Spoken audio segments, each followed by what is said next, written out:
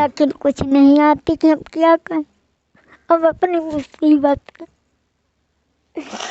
और इस माँ के आंसू ये बता रहे हैं कि आखिरकार यहाँ प्रधान ने विकास क्यों नहीं किया। यहाँ के प्रधान से हम सवाल करना चाहते हैं, यहाँ के पंचायत अधिकारी सवाल करना चाहते हैं, और यहाँ के एसडीएम, वीडीओ, डीएम से सवाल करना चाहते हैं कि आखिरकार विकास यहाँ क्यों नहीं पहुंचा। रायबरेली, यहाँ से सांसद माननीय सोनिया गांधी हैं, जो एक बड़ी पार्टी की राष्ट्रीय अध्यक्षा रह चुकी है, अभी भी अंतरिम अध्यक्ष की कुर्सी उन्हीं के पास है। तो साउथ तक पहुंची है।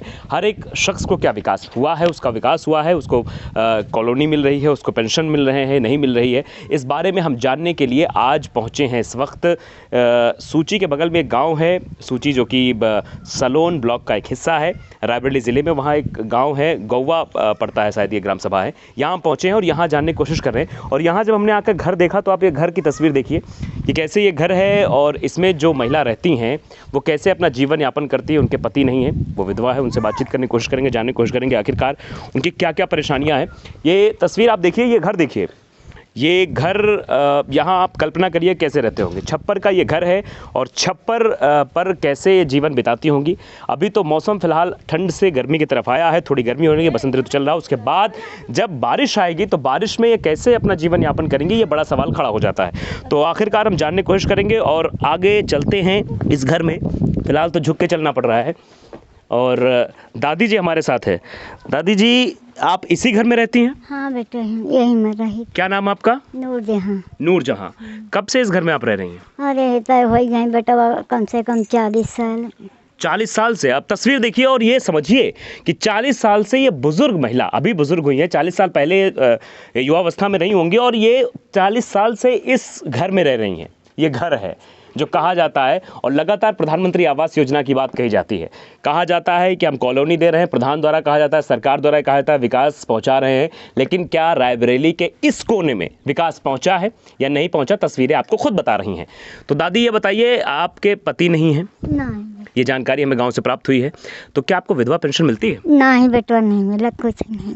वृद्धा पेंशन मिलती है? कुछ नहीं मिला। तो आपने प्रधान से कहा कि एक कंबल मिला है बस, कुछ ठंड में केवल कंबल मिला है। तो आप क्या कहना चाहती हैं सरकार से, क्या उम्मीद करती हैं, क्या सरकार करे, उधर देख के बताइए। अब बेटा अब हम क्या बताई, हमें कौन वकील नहीं आ रही। आप देखिए कि इस माँ के आंसू, इस बुजुर्ग महिला के आंसू इस बात की तस्दीक करते हैं कि आखिरकार इनकी प्रताड़ना क्या है, इनकी समस्या क्या है। इस घर में रहना और यहाँ पर जीवन बिताना कितना दूभर है, कितना दुर्लभ है, ये आप समझ सकते हैं। और इस माँ के आंसू ये बता रहे हैं कि आखिरकार यहाँ प्रधान ने विकास क्यों नहीं किया। यहाँ के प्रधान से हम सवाल करना चाहते हैं, यहाँ के पंचायत अधिकारी सवाल करना चाहते हैं, और यहाँ के एसडीएम, वीडीओ, डीएम से सवाल करना चाहते हैं कि आखिरकार विकास यहाँ क्यों नहीं पहुँचा, क्यों यहाँ विकास की परिभाषा नहीं पहुँची, ऐसे रहते हैं। दादी, खाना वाना कैसे बनाती हैं आप? चूल्हा बनाती हैं। उज्ज्वला योजना बड़ी योजना है, सरकार वाहवाही लूट रही है। सरकार ये कहती है कि हमने हर घर में गैस पहुंचाए हैं, सिलेंडर पहुंचाए हैं। तो क्या यहाँ तक सरकार के सिलेंडर नहीं पहुंचे हैं, या फिर सरकार की ऐसी मानसिकता ही नहीं कि जो गरीब है, जो वाकई में गरीब, उस तक उज्ज्वला योजना का लाभ पहुंचे? ये बड़े सवाल है जो हम पूछना चाहते हैं। इस माँ के आंसू आप देखिए, गौर से देखिए, और सवाल करते हैं। हम प्रशासन से सवाल करते हैं, हम यहाँ के जो डीएम हैं, क्योंकि डीएम वैभव श्रीवास्तव को भी इस बारे में सोचना होगा कि आखिरकार जो सरकारी योजनाएं हैं, और सीडीओ साहब को भी इस बारे में विचार करना होगा कि जो सरकारी सुविधाएं वो क्यों नहीं पहुंच रही हैं। क्या इनकी मॉनिटरिंग नहीं कराई जाती है? क्या ये देखा नहीं जाता जिसको कॉलोनी दी जा रही है, जिसको पेंशन दी जा रही है, वाकई में पात्र है या नहीं है? ये बात समाज कल्याण अधिकारी को भी सोचनी होगी कि आखिर इस माँ को, जिसकी आंखों में आंसू हैं, इनको पेंशन क्यों नहीं मिलनी चाहिए, क्यों नहीं मिल रही है, और मिलनी चाहिए। ये विधवा भी हैं, वृद्ध भी हैं, उसके बाद भी इनका सहारा कोई नहीं बन रहा है। सरकार कहती है हम बेसहारों का सहारा बनेंगे, लेकिन सहारा नहीं बन रहे हैं। तो हम सवाल पूछेंगे, हम सवाल इसलिए भी पूछेंगे कि आखिरकार इस माँ को अभी तक कोई पेंशन क्यों नहीं मिली, क्यों नहीं कॉलोनी मिली, क्यों सरकारी सहायता नहीं मिल रही। दादी, आप कुछ कहना चाहती हैं? मैं आपको परेशान नहीं करना चाहता हूँ, क्योंकि आप परेशान हैं, आपके आंसू इस बात की तस्दीक कर रहे हैं कि आप बहुत परेशान हैं। आखिर कुछ नहीं आती कि हम क्या करें, अब अपनी मुसीबत। मैं खुद निशब्द हूँ, मेरे पास वाक्य नहीं इस बात को बयां करने के लिए कि आखिर इस देश में क्या हो रहा है।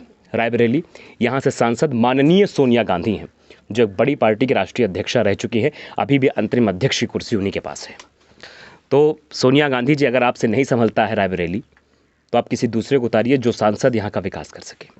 और ये समझना होगा यहाँ के विधायक को, यहाँ के जो सलोन विधानसभा क्षेत्र यहाँ लगता है, यहाँ के जो विधायक उनको भी इस बारे में सोचना होगा कि आपके विधानसभा के क्षेत्र के लोग ऐसे रो रहे हैं, ऐसे परेशान हैं। अगर आप इस बारे में विचार नहीं कर पा रहे हैं तो आपको कुर्सी पर बैठने का कोई हक नहीं है। आप वो कुर्सी छोड़ दीजिए, किसी और को मौका दीजिए जो गांव तक पहुंचे और गांव-गांव का विकास करे, ताकि ऐसी माएँ, ऐसी वृद्ध महिला के आंसू ना निकलें। उनसे ये हो कि ये आपका काम है, आप इन्होंने प्रतिनिधि आपको बनाया है, तो प्रतिनिधियों की भी जिम्मेदारी है। और हम तस्वीरें और भी दिखाना चाहेंगे। आप यहाँ ये कैसे ये खाना बनाती हैं, ये चूल्हा है जो ठंडा पड़ा हुआ है।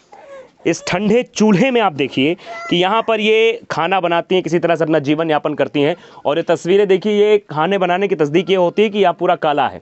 यहाँ पर ये चूल्हा जलाती हैं, खाना बनाने की कोशिश करती हैं।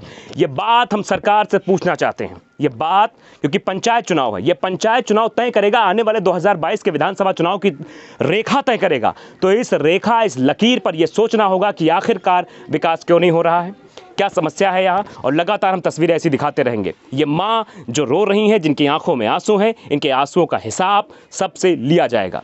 आप देखते रहिए, बने रहिए, गांव-गांव की एक छोटी सी तस्वीर आप तक पहुंचाएंगे। और ये वादा करते हैं कि जो लोग दिल्ली में बैठे हैं, जो लोग लखनऊ में बैठे हैं, जो एसी में चलते हैं, एसी कार में चलते हैं, घर में उनके एसी लगी, उनको भी इस बारे में सोचना होगा।